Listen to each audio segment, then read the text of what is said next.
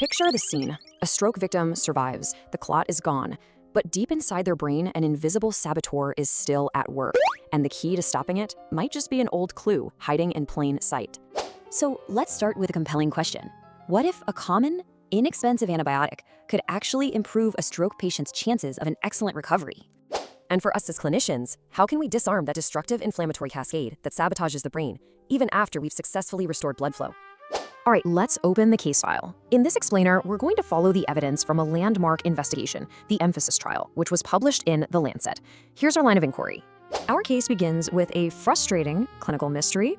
We do our job, we restore circulation, but the damage, well, it continues. The culprit? An internal saboteur. Here's the critical piece of the puzzle. Even after we've successfully removed the clot, an inflammatory storm gets unleashed in the brain. You can think of it like a riot of agitated immune cells, and they just amplify that initial injury. The secondary wave of damage, that's the saboteur we've been trying to control for so long. And this brings us to a person of interest, or in this case, a drug of interest, an old, familiar agent with a very well-hidden talent. Minocycline. Now, we all know it as a tetracycline antibiotic, but for years, preclinical models have been whispering about its other identity, a potent anti-inflammatory and neuroprotective agent, one that's capable of calming the very storm we need to quell.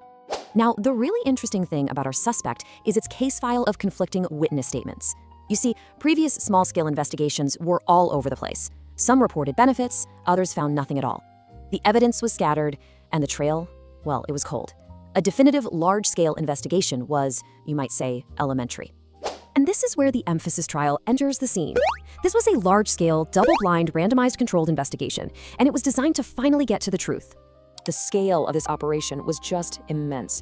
Investigators at 58 hospitals meticulously tracked 1,724 patients with acute ischemic stroke. This wasn't some small-time clue. No, this was a full-scale forensic inquiry. And this just brilliantly illustrates the rigor of the trial. Take a look at the lineup. The two groups, minocycline and placebo, were virtually identical twins. We're talking the same median age, same median NISS score, and nearly identical comorbidities.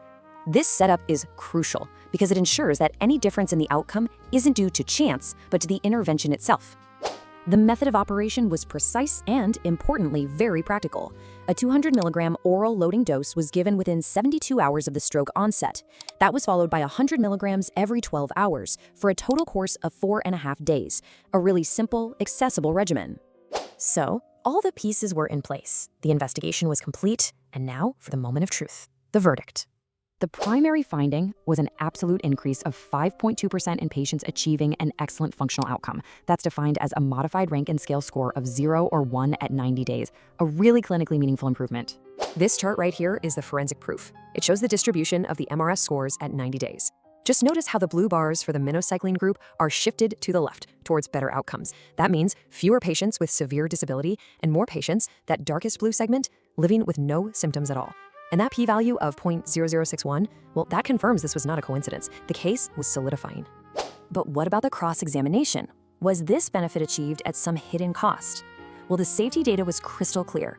There was no increase in symptomatic intracranial hemorrhage or other serious adverse events.